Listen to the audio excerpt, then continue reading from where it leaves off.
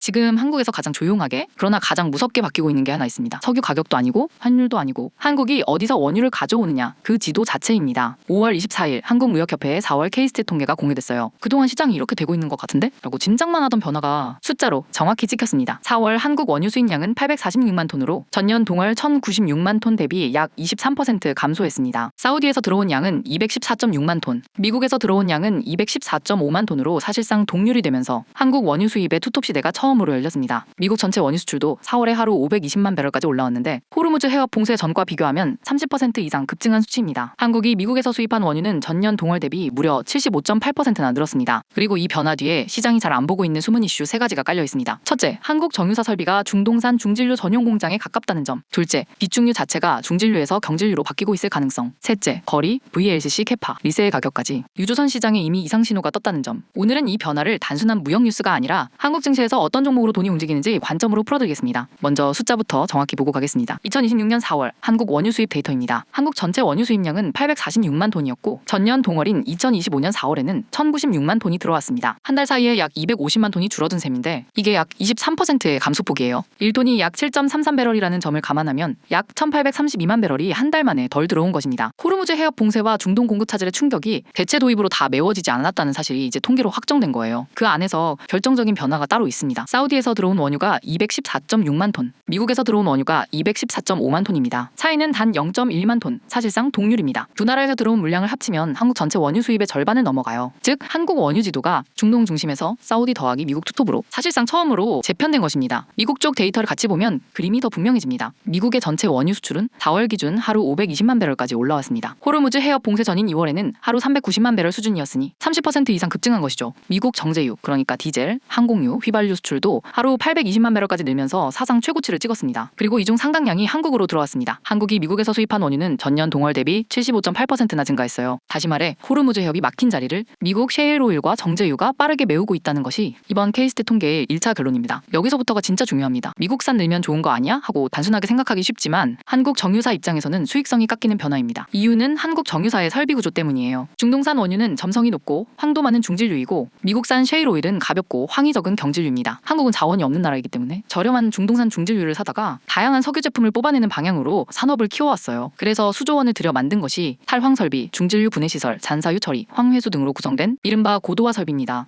이 설비는 중질유를 잘 깨서 고부가 제품을 많이 뽑는데 최적화돼 있어요. 숫자로 보면 차이가 명확합니다. 중질유를 넣으면 고부가 제품 비중이 약 70%까지 나오는데 미국산 경질유를 넣으면 그 비중이 약 40% 수준으로 떨어집니다. 쉽게 말해 중질유 한 배럴에서 100원어치 부가가치가 나온다면 경질유 한 배럴에서는 약 57원어치 부가가치밖에 못 뽑는 셈이에요. 업계 기준으로는 10만 배럴 처리당 약 50만 달러 정도의 수익 차이가 난다고 알려져 있습니다. 여기에 황 문제까지 같이 옵니다. 중질유를 돌리면 하루에 약 1,800톤의 황을 생산할 수 있는데 경질유로 바뀌면 약 100톤 수준으로 떨어집니다. 하루에 약 1,700톤의 황이 사라지는 셈이에요. 황은 비료의 원료가 되는 황산암모늄, 정유, 반도체 공정 등 다양한 산업의 핵심 원료입니다. 이미 중국이 황산 수출을 막아둔 상황에서 원유 자체가 경질유로 바뀌면 황 공급도 추가로 줄어드는 이중 충격이 발생합니다. 즉 표면적으로는 원유 도입 다변하지만 정유사 손익 입장에서는 수익성과 부산물인 황 매출이 동시에 압박을 받고 있는 상황입니다. 여기서 이상한 점이 하나 생깁니다. 미국산 경질유가 이렇게 늘어났는데 정유사들의 비명 소리가 생각보다 작다는 점이에요. 수익성이 떨어지면 가장 먼저 항의가 나오는 게 정유업계인데 이번 사이클에서는 분위기가 묘하게 조용합니다. 여기에 한 가지 해석 가능한 메커니즘이 있습니다. 바로 수합제도입니다. 수합제도는 이렇게 작동해요. 먼저 정유사가 해외에서 원유를 확보합니다. 그 원유가 한국에 도착하지 않아도 정부가 보유한 비축유에서 같은 양을 정유사에 먼저 내줍니다. 그리고 나중에 정유사가 확보한 원유가 한국에 도착하면 그 물량으로 비축유 저장고를 다시 채우는 구조입니다. 평시에는 시간 차이를 메워주는 평범한 제도예요. 그런데 이번 사이클에서 결정적인 의문이 생깁니다. 저장고에 쌓여있던 비축유는 중동산 중질유인데 정유사가 새로 확보해서 채워넣는 원유는 미국산 경질유라면 어떻게 될까요? 즉 수합이 단순한 시점 차이 메우기가 아니라 유종 자체를 바꿔치우는 통로가 됐을 가능성이 있다는 거예요. 이걸 어떻게 추정할 수 있냐면 관련된 두 가지 발언이 이미 공개돼 있습니다. 정유업계 관계자는 이렇게 말하고 있습니다. 공정 운영을 위해 중질유가 기본적으로 필요하다는 대전제는 변함없이 유효하다. 산업통상부 장관도 국회에서 이렇게 답변했어요. 경질유를 처리할 수 있는 설비 전환을 지원하는 방안을 모색하고 있다. 이 두 발언을 같이 읽어보면 흐름이 보입니다. 정유사 쪽은 우리는 여전히 중질유가 필요하다는 입장이고 정부 쪽은 경질유 처리 설비 전환을 지원할 계획이다라는 입장이에요. 즉 현재 시스템은 단기적으로는 비축유에서 중질유를 정유사에 내주고 새로 들어오는 경질유로 비축유를 채우는 유종 수합이 진행되고 있고 중기적으로는 경질유 처리가 가능한 설비 전환을 정부가 지원하는 방향으로 가고 있는 셈입니다. 이 가설이 맞다면 함의가 큽니다. 한국 정부 비축유의 유종 구성 자체가 중질유에서 경질유로 바뀌고 있을 가능성이 있다는 뜻이에요. 그러면 다음 질문이 따라옵니다. 있습니다. 비축유가 경질유로 바뀌면 진짜 비상 상황 때 고도화 설비 적합도는 어떻게 될까요? 향후 호르무즈가 다시 막힐 경우 중질유 부족 충격이 오히려 더 크게 올 수도 있지 않을까요? 그리고 정유사의 장기 마진 구조는 어떤 방향으로 재편될까요? 이 부분은 정부의 공식 발표가 명확하지 않아서 시나리오 차원에서 봐야 하지만 한국 에너지 안보의 진짜 숨은 이슈라고 볼 수 있는 지점이에요. 세 번째 숨은 이슈는 유조선 시장입니다. 거리부터 보면 그림이 보입니다. 사우디에서 부산까지 거리는 약 11,000km입니다. 대형 유조선 VLCC 기준으로 약 20일이면 부산에 도착할 수 있어요. 미국 걸프만에서 부산까지는 어떨까요? 파나마우나를 통과하면 약 19,000km, 희망봉을 우회하면 약 25,000km가 나옵니다. 그런데 한국이 원유를 도입할 때 쓰는 배는 거의 한 번에 200만 배럴을 운송하는 VLCC, 즉 초대형 유조선입니다. 문제는 VLCC가 너무 크다는 점이에요. VLCC의 폭은 약 60에서 68m 정도인데 파나마우나 통과 한계는 폭 49m까지입니다. 즉 VLCC는 파나마우나를 통과할 수 없고 무조건 희망봉을 돌아야 한다는 뜻이에요. 여기서 톤마일이라는 개념이 등장합니다. 톤마일은 화물량 곱하기 이용거리예요. 사우디에서 부산까지가 약 11,000km, 미국에서 부산까지 희망봉을 돌면 약 25,000km. 단순 거리 기준만 봐도 약 2.3배 차이가 납니다. 같은 양의 원유를 받으려면 배도 그만큼 더 많이, 더 오래 굴려야 한다는 뜻이에요. 이게 단순한 추정이 아니라 가격 데이터로도 이미 확인되고 있습니다. 2018년부터 2026년까지의 VLCC 가격 그래프를 보면 하늘색 선은 신상 VLCC 가격이고 황색 선은 5년이 지난 중고 VLCC 가격입니다. 그런데 최근에 이 두 선이 역전됐어요. 5년 된 중고 VLCC 가격이 신상 VLCC 가격을 넘어선 거예요. 차로 비유하면 5년 된 중고차가 새 차보다 비싸진 상황입니다. 이유는 단순해요. 신상 VLCC는 조선소 캐파가 꽉 차서 지금 발주를 넣어도 2년에서 3년 정도 기다려야 인도받을 수 있습니다. 반면에 중고 VLCC는 당장 받아서 바로 운임을 벌 수 있어요. 여기서 끝이 아닙니다. 그래프의 가장 위에 있는 파란색 선은 리세일 선박 가격인데 이게 가장 비쌉니다. 리세일 선박은 조선소에서 인도받기 전에 되파는 신상 선박이에요. 아파트로 치면 분양권 전매에 해당됩니다. 즉 신상이면서 바로 받을 수 있는 배가 가장 높은 가격에 거래되고 있다는 뜻입니다. 이 세 가지 가격 흐름이 의미하는 건 단 하나예요. VLCC가 모자라다. 그리고 한동안 계속 모자랄 것이다. 호르무즈 해협이 정상화돼도 한국, 중국, 인도 같은 아시아 수입국은 이미 중동 의존도 줄이기와 공급선 다변화를 본격화한 상태입니다. 그 말은 미국, 서아프리카, 남미산 원유 비중이 구조적으로 늘어난다는 뜻이고 이건 톤마일, 즉 유조선 수요가 구조적으로 늘어난다는 뜻이에요. 이 변화는 단순한 무역 통계가 아닙니다. 조선, 해운, 정유, 가스, 전력으로 이어지는 자금 이동 신호예요. 가장 두꺼운 수혜 자리는 조선입니다. 중고 VLCC가 신상 VLCC보다 비싸졌고 리세일 선박, 즉 분양권 전매 가격이 가장 높이 올라왔습니다. 거기에 조선소 캐파는 이미 꽉 찼고 신규 발주는 2년에서 3년을 기다려야 하는 상황이에요. 이건 한국조선 빅3에게 가장 우호적인 그림입니다. 대표적으로 HD 현대중공업이 VLCC와 LNG선, 셔틀탱커 신조 라인의 중심에 있고 삼성중공업이 LNG선과 셔틀탱커에서 강자이며 하나오션은 VLCC, LNG선,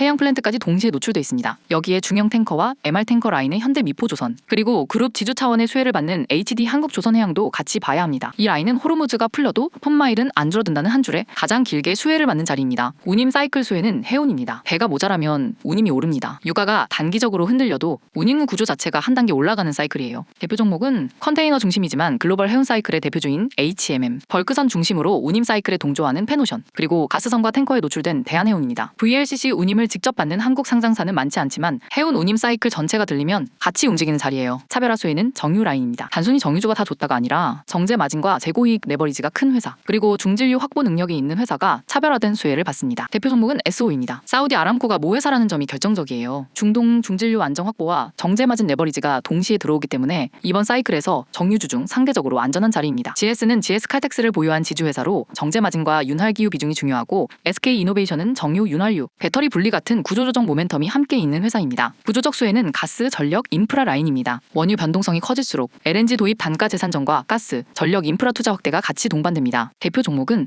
에너지 안보와 LNG 도입 단가 재산정 모멘텀이 있는 한국가스공사, SMR과 대형 발전, 데이터 센터 전력까지 종합 수혜를 받는 두산 에너빌리티입니다. 여기에 변압기와 송배전 인프라 쪽에서 HD 현대일렉트릭, LS 일렉트릭, 효성중공업, 그리고 전력 케이블과 구리 수요 쪽으로 LS, 가온전선, 대원전선도 같이 봐야 합니다. 반대로 같이 봐야 할 리스크 라인도 분명히 있습니다. 원유 변동성 확대는 비용 부담이 큰 업종에는 그대로 충격이 됩니다. 대한항공, 아시아나항공, 제주항공 같은 항공사는 매출에서 유류비 비중이 약 25%에서 30% 수준이라 유가와 환율이 동시에 자극받을 때 가장 빠르게 흔들리는 자리예요. 롯데케미칼, LG화학, 대한유화 같은 석유화학 기업은 나프타 단가 부담과 글로벌 수요 둔화에 동시에 노출돼 있고 한국타이어앤테크놀로지나 금호타이어 같은 타이어 기업은 합성고무와 카본블랙 원가 부담을 받는 자리입니다. 또 미국 장기금리가 5%를 넘어가는 구간에서는 고우 PER 성장주 일부가 유가, 인플레 대점화 신호와 겹칠 때 외국인 매도 1순위 자리로 들어가기도 합니다. 오늘 핵심을 한 줄로 정리하면 이렇습니다. 한국 원유 지도가 중동 중심에서 사우디 사우디 더하기 미국 투톱으로 바뀌고 있고 그 뒤에 시장이 잘 안 보는 숨은 이슈 3가지가 깔려 있습니다. 첫째, 정유사 설비는 중진류 전용에 가까운데 들어오는 원유는 경진류로 이동 중입니다. 둘째, 비축유 자체가 중진류에서 경진류로 수합되고 있을 가능성이 있습니다. 셋째, 거리 VLCC 캐파 리세일 가격 역전이 보여주는 구조적 유조선 부족이 시작됐습니다. 한국 증시에서 받을 신호는 3가지로 정리됩니다. 가장 두꺼운 수혜는 조선입니다. HD 현대중공업, 삼성중공업, 하나오션, 현대미포조선, HD 한국조선해양. 운임 사이클 수혜는 해운입니다. HMM, 페노션, 대한해운. 차별화 수혜는 정유입니다. 특히 S-오일이 중진류 확보 강점이 있고 GS와 SK이노베이션도 같이 봐야 합니다. 구조적 수혜는 가스와 전력입니다. 한국가스공사, 두산에너빌리티, HD 현대일렉트릭, LS일렉트릭, 효성중공업, LS, 가온전선. 리스크와 변동성 라인은 대한항공, 아시아나항공, 제주항공 같은 항공주, 롯데케미칼, LG화학, 대한유화 같은 화학주, 한국타이어앤테크놀로지와 금호타이어 같은 타이어주, 그리고 고 PER 성장주 일부입니다. 마지막으로 한 가지만 짚고 가겠습니다. 호르무즈가 풀린다고 해서 이번 변화가 원래대로 되돌아가지는 않습니다. 한번 중동 위험을 경험한 수입국은 다시 100% 중동 의존으로 돌아가지 않기 때문이에요. 그 말은 미국, 서아프리카, 남미 원유 비중은 구조적으로 늘어나고 유조선 수요도 구조적으로 줄지 않는다는 뜻입니다. 이번 사이클은 단발성 이슈가 아니라 구조적 재편이에요. 그래서 오늘 영상 마지막에 한 가지 부탁드리겠습니다. 댓글에 본인의 보유 종목을 남겨주시면 이번 한국 원유 지도 재편과 유조선 부족 사이클 시나리오에서 직접 수혜 자리인지 차별화 수혜 자리인지 리스크 자리인지 다음 영상에서 흐름 기준으로 같이 정리해드리겠습니다. 원유는 단순한 에너지가 아닙니다. 조선, 해운, 정유, 가스, 전력, 항공, 화학까지 한국 산업 전체의 줄을 다시 세우는 변수예요. 저는 오늘 밤 VLCC 운임 차트와 조선, 정유주 시가총액을 한 번 더 점검해 보겠습니다. 여러분도 포지션 한 번 더 점검해 보시기 바랍니다.